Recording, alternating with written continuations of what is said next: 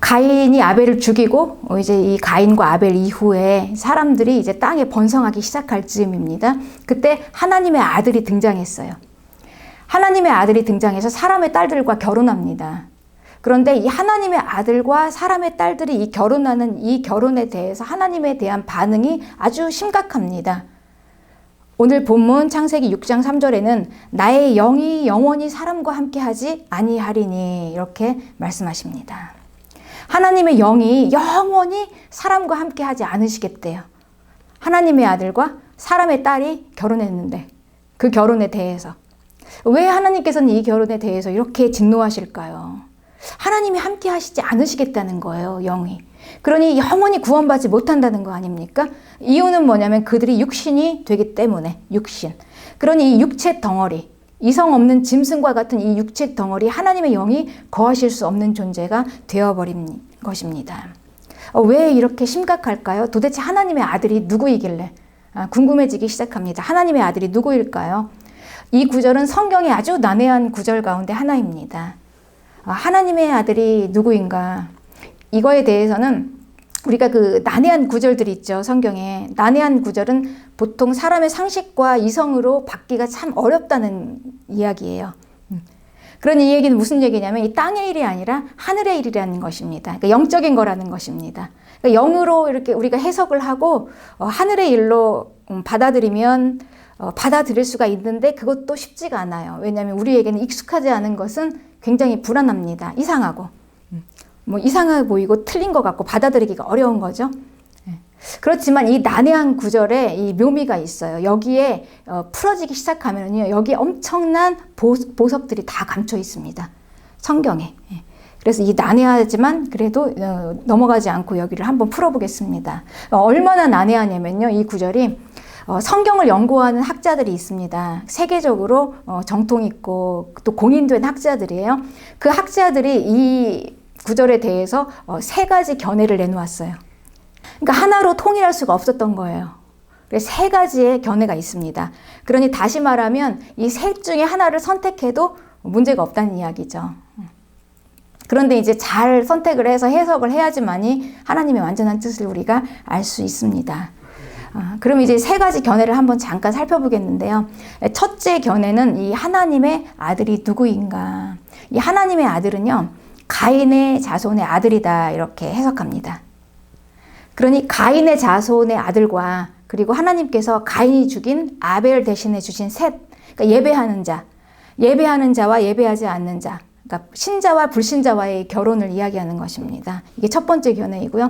그 다음에 이 둘째 견해는요, 고대에는 하나님의 왕들을 하나님의 아들이라고 했어요. 그러니까 왕이다 이렇게 또 이야기합니다. 그리고 또 세 번째 견해는요, 천사들입니다. 여러분 어떻습니까? 이 세 가지의 견해 가운데 어떤 게 가장 여러분 많이 와닿습니까? 여러분에게?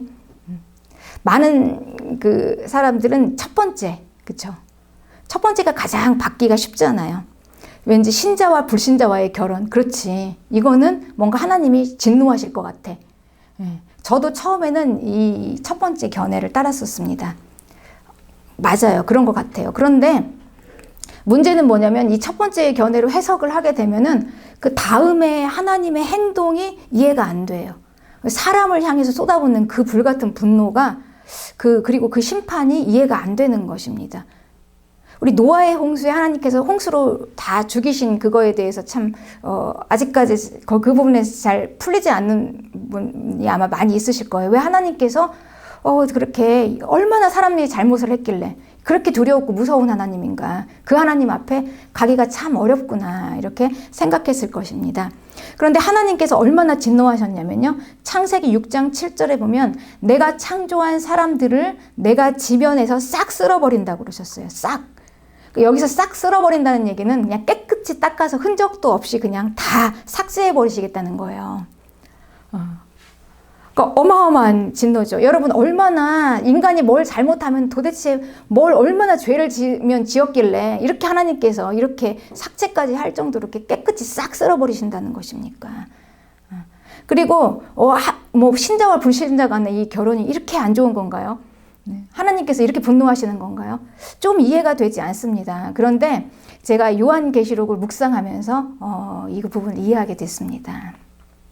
하나님께서 요한계시록에서 그 일관되게 쏟아부으시는 분노의 대상은 마귀 하나입니다. 마귀. 오직 마귀만이 하나님의 분노의 대상이고 심판의 대상입니다. 사람은 아니에요. 사람은 하나님의 분노의 대상이 아니고 심판의 대상이 아닙니다. 더구나 하나님께서 이 사람은요, 살육의 대상으로 하나님이 만드신 게 아니에요. 그런데 이 하나님이 심판하시는 거 보면 거의 살육 수준이잖아요. 다 싹 쓸어서 죽이잖아요. 그러니까 마귀 위에는 이렇게 하나님께 맹렬하게 하나님께서 분노하지 않으신다는 것입니다. 그러니까 이 노아 시대 하나님의 분노를 보면 이거는요, 그런 마귀에게 쏟아부는 종류의 분노입니다. 사람에게 하는 게 아니에요. 하나님께서 아담과 가인에게 하신 행동을 한번 우리가 다시 돌이켜 보겠습니다. 하나님을 반역한 아담에게 하나님께서 어떻게 하셨냐면 가죽옷을 해입혔어요. 그래서 그 관계를 끊지 않으셨습니다. 그러니 아담이 하나님께 올 때는 가죽옷을 입고 왔어요. 예배를 다시 드릴 수 있었다는 거예요. 그리고 가인에게는 어떻게 했습니까? 자기 동생인 아벨을 죽인 가인을요, 하나님께서 끝까지 보호하셨어요. 가인이 두려워했어요. 내가 하나님 면전에서 떠나면 누가 나를 죽이면 어떡할까요? 만나는 사람마다 날 죽일까 봐 두렵습니다. 그랬을 때 하나님께서 표를 주시면서 보호하셨습니다. 하나님은 그런 하나님이세요. 여러분, 이게 하나님의 성품입니다. 하나님은 자기가 만드신 피조물, 사람을요 끝까지 책임지세요. 절대 버리지 않으시고 살육하지 않으시고 게다가 심판하지 않으십니다. 그러나 마귀는 다릅니다. 마귀는 어떤 구원할 수 있는 어떤 조치도 없어요. 왜냐하면 악 자체이기 때문에. 마귀에게 있는 건 오직 하나님의 심판. 그거 하나밖에 없습니다. 멸망밖에는 방법이 없습니다. 그러니 요한계시록이 기록된 목적은요, 하나님의 분노가 쏟아지는 그 마귀의 심판, 거기에서 사람들을 보호하시기 위해서 하나님께서 기록하신 것입니다. 거기에서 보호하시기 위해서. 우리는 이걸 분명히 알아야 합니다. 이건 감출 수가 없는 것입니다. 완성품은요, 처음과 끝이 잘 퍼즐처럼 맞아 떨어져야지 완성품입니다. 진리는 처음 창세기부터 요한계시록까지 딱 맞아 떨어져야 합니다. 그런데 요한계시록에서 그렇게 하나님께서 심판하시는 대상이 마귀인데 창세기에서는 그 심판하시는 그 분노의 대상이 사람일 리가 없어요. 동일하게 마귀여야 합니다. 창세기부터 요한계시록까지 동일하십니다. 하나님께서는 그때부터 지금까지 계속해서 하나님의 분노와 진노의 대상은 마귀였습니다. 그러니 이 요한계시록에서 진노하셨던 하나님의 이 진노의 대상인 마귀는 노아의 시대에서도 하나님께서 동일하게 하나님의 진노의 대상인 마귀였던 것입니다. 그 마귀예요. 똑같은 마귀. 그렇습니다. 마태복음 24장 37절에서는 예수님께서 노아의 때와 같이 인자의 임함도 그러하리라 말씀하시면서 이 마지막 때를 노아의 때와 비교를 하셨습니다. 그러니까 노아와 요한계시록의 심판의 대상과 그 모든 정황들이 비슷한 거죠. 그러니 하나님의 분노의 대상이 누구냐? 노아의 분노의 대상과 계시록의 분노의 대상이 똑같이 마귀다라는 거죠. 그러면 이제 첫 번째 견해는 아니라는 것입니다. 네. 그럼 이제 두 번째 견해는 이제 통과하고 이제 제가 세 번째 견해가 참 이 견해는 받아들이기가 어려워요. 하나님의 아들들이 천사다. 이거 언뜻 이렇게 받기가 참 쉽지 않습니다. 사람의 이성과 생각으로. 그러니까 천사하고 사람하고 결혼했다 이런 식으로 우리가 생각하면은요, 이건 도저히 받을 수가 없어요. 이상하네. 저 목사 이상하게 설교하는 거 아니야 지금? 이제 이렇게 얘기가 나오는 것입니다. 그런데 왜 성경학자들이 왜 이걸 천사라고 했을까요? 이 성경학자들이 연구하는 사람들이잖아요. 성경을 쭉 연구하면서 쭉 보니까 정말 거부할 수 없이 이 부분은 이 하나님의 아들이 천사라고 표현된 부분하고 너무나 똑같은 거예요. 욥기에 이런 부분이 나옵니다. 천상에 있었던 천사가 있었죠. 욥기에서. 그때 그 천사를 하나님의 아들로 표현했습니다. 그리고 또 욥기 38장 7절에는요. 하나님의 태초에 천지를 창조하실 때 그것을 보면서 막 기뻐서 소리 질렀었던 천사들이 있었어요. 그들을 하나님의 아들로 표현했어요. 그러니까 동일한 표현인 거예요. 그러니까 그분들도 그렇게 연구를 하면서 부인할 수 없었던 거예요. 이거 하나님의 아들 천사인데. 예. 그렇지만 낯설어요. 굉장히 거부감도 또 일어납니다. 우리는 이게 익숙하지 않기 때문에 이상하잖아요. 어떻게 천사하고 사람하고. 그런데 이 천사가 사람에게 다가오는 방법은 여러 가지가 있죠. 하와에게는 그 뱀의 모습으로 나타났어요. 마귀가. 그렇죠. 뱀의 모습으로 나타나서 이제 거짓말로 속였습니다. 그리고 또 예수님 시대에 그 수많게 다 드러난 게 영으로, 귀신으로 해서 막 들어왔지 않습니까? 하물며 마귀가 무엇을 못하겠습니까? 하와에게 뱀으로 나타난 이 마귀가 여자에게, 사람의 딸들에게 아들로 나타나지 못할 이유가 없는 거죠. 그 목적이 있는 만남인 것입니다. 이 만남은 그냥 만난 게 아니에요. 목적이 있는 만남인데, 이 지금 여기 그 하늘에서 내려온 천사죠. 이 천사는 자기 자리를 이탈한 천사예요. 그런 정상적인 천사가 아닌 거예요. 그러니까 뭡니까? 이건 타락한 천사예요. 마귀란 얘기입니다. 그러니 하나님의 아들들은 결국은 뭐냐? 마귀다라는 얘기죠. 네. 그 마귀가 왜 이 인간 사이로 들어왔을까? 마귀는 단순히 에덴 동산에서 하와에게만 딱 그냥 그렇게 하고 끝이고 만 게 아니에요. 아주 집요합니다. 끝까지 집요합니다. 그래서 사람 속으로 들어왔습니다. 그래서 직접 사람에게 이제 자기 그 DNA를 섞는 것입니다. 네, 그렇죠. 그래서 하나님께서는 이 방법이 너무나 치명적이세요. 그래서 창세기 6장 7절에 하나님의 아들과 사람의 딸들의 이 결혼을 보면서 말씀하신 게, 내가 그들과 영원히 함께하지 않겠다. 그들을 싹 쓸어버리겠다. 이렇게 말씀하신 것입니다. 단순히 아무리 인간이 아무리 잘못을 했어도요. 인간이 아무리 잘못을 했어도 하나님께서 그렇게 싹 쓸어버리시겠다. 이 정도가 되겠습니까? 그러니 이 마귀의 자녀들, 이 마귀의 자녀들은요, 성경에서 원수의 씨로 표현이 돼요. 원수의 씨. 마태복음 13장 24절에서 예수님께서는 이 천국 비유를 말씀해 주셨어요. 천국은 좋은 씨를 자기 밭에 뿌린 사람과 같다, 이렇게 말씀하셨습니다. 어느 날 천사들이 보니까 그 밭에 모르는 가라지가 있는 거예요.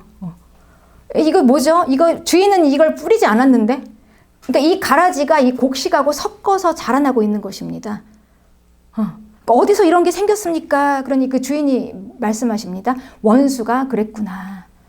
원수가 와서 곡식 가운데 뿌리고 갔다. 그러니까 씨는 자녀입니다. 그 씨는 원수의 씨예요. 그러니 하나님의 이 자녀 사이에 원수의 씨를 뿌려서 함께 하나님의 자녀와 그 마귀의 자녀가 함께 자라고 있었다라는 이야기죠. 그러면서 예수님께서 하신 말씀이, 이 가라지를 뽑다가 곡식까지 뽑을까 두려우니까 그냥 마지막 때까지 가만히 둬라.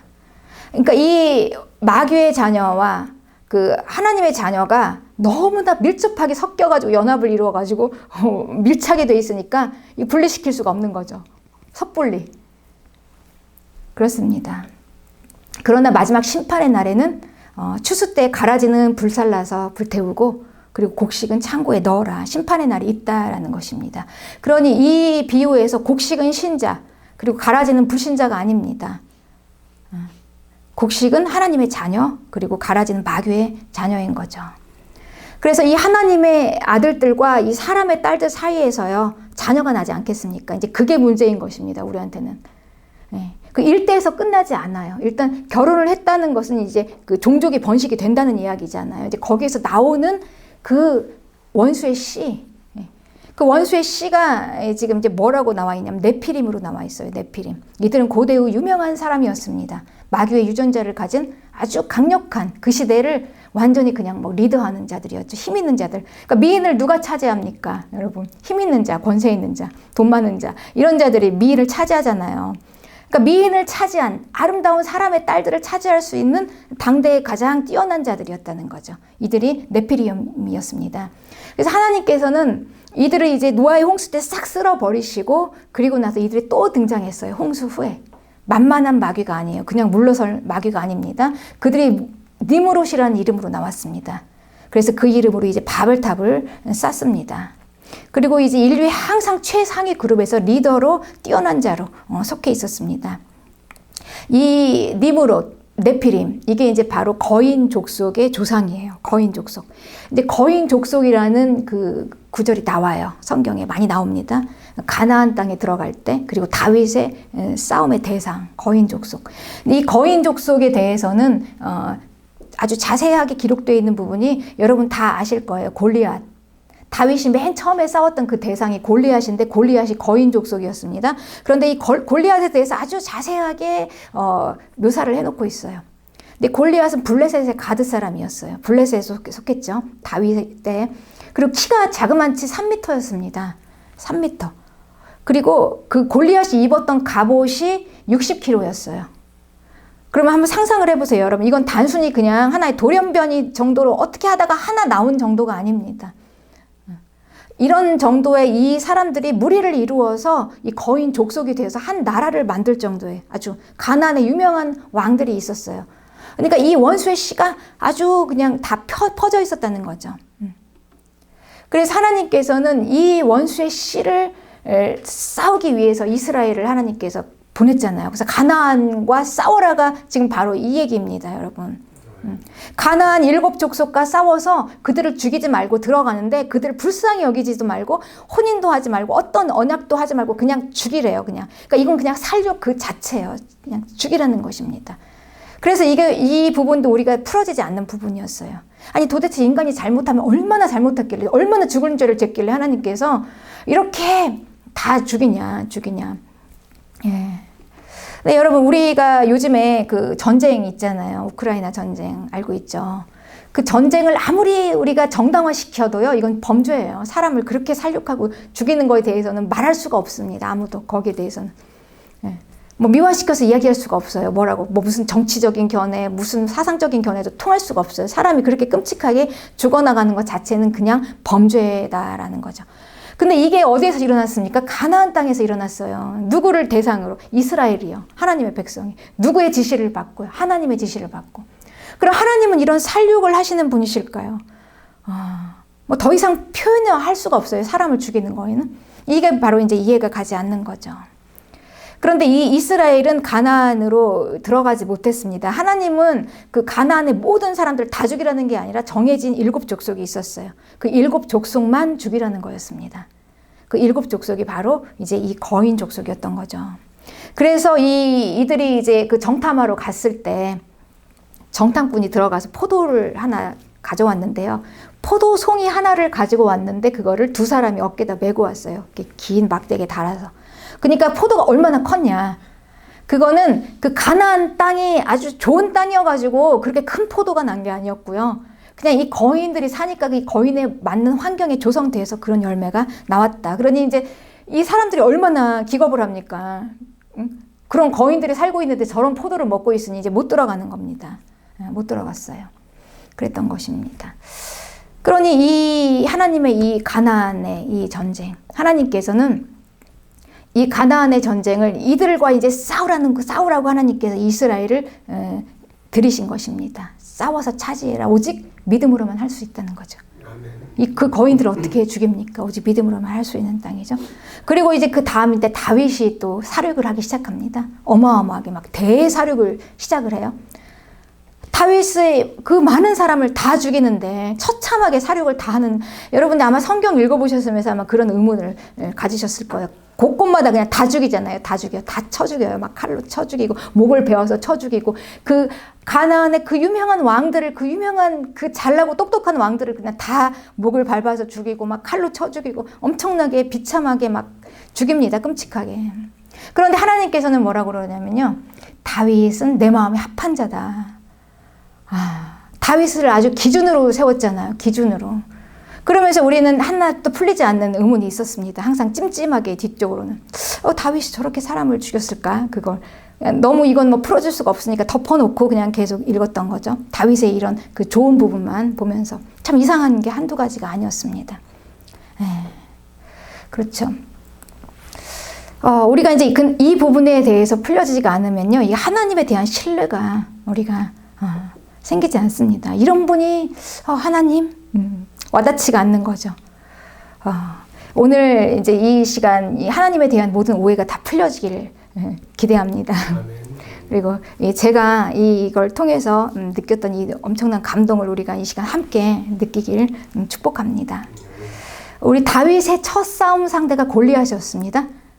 골리앗이었어요. 그러니까 거인으로 시작한 거예요. 예사롭지 않아요. 하나님께서는 다윗에게 뭘 하기를 원하시냐면 하나님의 싸움을 하라는 거예요. 하나님 나라의 싸움, 거인과의 싸움을 하는 거죠. 그러니까 마귀와의 싸움인 거죠. 이건 원수의 씨와의 싸움인 것입니다. 그래서 사무엘 하 21장에는 거인 족속과 싸운 다윗의 용사들이 나옵니다. 거기에 가드에서 전쟁할 때 그곳에 키가 큰 자 하나는 손가락과 발가락이 각기 6개씩이었어요. 모두 24개가 있었고 그도 거인족의 소생이라. 사무엘하 21장 20절입니다. 가드의 거인족의 소생이 다윗의 손과 그의 부하들의 손에 다 넘어졌더라. 22절입니다. 그러니까 이 다윗이 나타나서 그냥 거인족을 싹 전멸을 한 것입니다. 네. 그리고 그 다음에 이제 우리 여러분 잘 알고 있죠. 삼손. 이스라엘을 지키는 사사 중에 유별나게 참 독특한 인물이 하나 있었어요. 괴력을 지닌 무슨 괴물 같은. 성령으로 그런 힘을 받았는데 왜 삼손은 저렇게 그 괴력같이 무서운 괴물 같은 힘을 받아서 싸웠을까? 그런데 이 삼손이 싸웠던 그 주 무대는 블레셋이었어요. 거기서만 싸웠습니다. 블레셋. 거인들의 있던 곳. 네. 그러니 이거는 단순히 사륙 전쟁이 아니었던 거예요. 하나님께서 하나님의 능력으로 이 삼손이라는 이 사사가, 삼손이라는 이 하나님의 힘을 가진 이 괴력을 가진 자가 나타나야만 하는 싸움이었던 것입니다. 그러니 이건 단순한 그냥 사람 죽이는 사륙 전쟁이 아니라 이거는 하나님의 싸움이에요. 다윗을 통해서, 삼손을 통해서, 그리고 이스라엘을 통해서, 그리고 오늘날 우리 교회를 통해서 하나님께서 우리에게 주신 소명입니다. 이게 이제 하나님 나라의 영웅들입니다. 이들은 이제 노아 시대에는 이 원수의 씨를 다 하나님께서 다 그냥 싹 쓸어서 버렸잖아요. 예. 그런데 이제 이 영웅들이 나타나서 이제 하나님의 싸움을 하면서 믿음으로 그냥 오직 믿음으로만 싸울 수 있는 싸움이죠. 이게 사람과 어떻게 상대가 되겠습니까, 여러분? 그렇죠? 이 소년 다윗과 골리앗이 어떻게 싸움의 상대가 됩니까? 이들은 뭐 애초에부터 그냥 딱 맞아 떨어질 이렇게 상대로 서 있을 수가 없는 대상들이에요, 이들은. 그런데 싸웠잖아요. 그리고 이겼잖아요. 그러니까 이 싸움은 사람의 힘이 아니라 하나님의 능력으로 할 수 있는, 하나님께서 그 하나님의 영웅들을 뽑으셔서 이제 하나님의 싸움을 하게 하시는 그 싸움이셨던 것입니다. 그렇습니다. 그러니 노아의 홍수에서 하나님께서는 홍수로 그냥 싹 전멸을 시켜버리셨어요. 싹 쓸어서 그냥 깨끗이 닦아서 버리셨습니다. 하나님께서. 그렇게 하시고 하나님께서 뭐라고 하셨냐면요. 이게 이제 끝인가 했는데 그게 아니었잖아요. 마귀가 그렇게 만만하지 않잖아요. 니무롯이 또 나타나고 또 계속 나타났잖아요. 그렇잖아요. 그러니까 하나님께서는 이미 이제 이렇게 얘기하셨어요. 노아 시대에 뭐라고 그러셨냐면 창세기 9장 11절에 내가 너희와 언약을 세우리니 다시는 모든 생물을 홍수로 멸하지 아니할 것이라고 하나님께서 말씀하셨습니다. 그러면서 하나님께서 언약을 하나 맺으셨어요. 그 유명한 무지개 언약입니다. 이 무지개 언약. 내가 내 무지개를 구름 속에 두었다. 이것이 언약의 증거인데 이제 이 구름으로 땅을 덮을 때 이제 무지개가 구름 속에서 이렇게 나타날 때 내가 그걸 언약을 기억하겠다. 그런데 그 언약의 내용이 무엇이냐? 그 언약이요. 그 유명한 무지개 언약인데요. 17절입니다. 창세기 9장 17절에 하나님이 노아에게 이르시되 내가 나와 땅에 있는 모든 생물 사이에 세운 언약의 증거가 이것이다 라고 하시면서 하나님께서 영원한 언약을 기억하리라 얘기하셨어요. 그게 바로 절대 홍수로 이제 멸하지 않겠다는 거죠. 영원한 언약입니다, 여러분. 이게 그러면은 무엇으로 하나님께서 멸하시겠다는 것인가요? 그리고 하나님께서 이 하나님의 영웅들이 나타나서 싸웠습니다. 하나님 나라의 싸움을 싸웠습니다. 그리고 하나님께서 다 그 싸움의 중심에 세운 인물이 누구냐면 그 영웅이 하나님 나라의 전쟁 영웅이 다윗이었어요. 다윗을 세우셨어요. 네. 다윗이 굉장히 활약을 막 엄청나게 했죠. 그 용사들하고. 그래서 싹 쓸었지 않습니까? 그냥 정말 깨끗이 다 닦아서 전멸을 했지 않습니까? 거인들을. 그렇게 쓸었는데 하나님께서 다윗의 자손인 예수 그리스도. 다윗의 후손인 예수 그리스도를 통해서 이제 마지막 그 원수의 씨를 완전히 다 닦아내시겠다는 거예요, 여러분. 이 언약을 노아와 이 언약을 하시고요. 그 다음 하나님께서 이제 아브라함을 불러셔서 아브라함과 언약하시고 이스라엘과 언약을 하시고 그리고 다윗과 언약을 하셨습니다. 그리고 다윗의 후손을 통해서 우리의 구원자가 나온 거예요. 그러니 하나님께서 이제 앞으로 다시는 홍수를 통해서 너희를 멸하지 않겠다. 이제 구원자가 싹 쓸을 거라는 거죠. 원수의 씨를. 구원자 예수 그리스도 그분이 나타나셔서 그분을 보내주시겠다는 언약입니다. 무지개 언약, 영원한 언약. 하나님께서 이미 그때부터 하나님께서 구원자를 보내시겠다고 약속을 하셨어요. 너희와 맺을 언약. 그렇습니다. 그러니 여러분 이제 이 구원자, 이제 이 구원자가요, 이제 오셔서, 하나님이 이제 보내시겠다고 약속하신 대로, 그 영원한 언약대로 이 구원자가 무엇을 하시냐면요,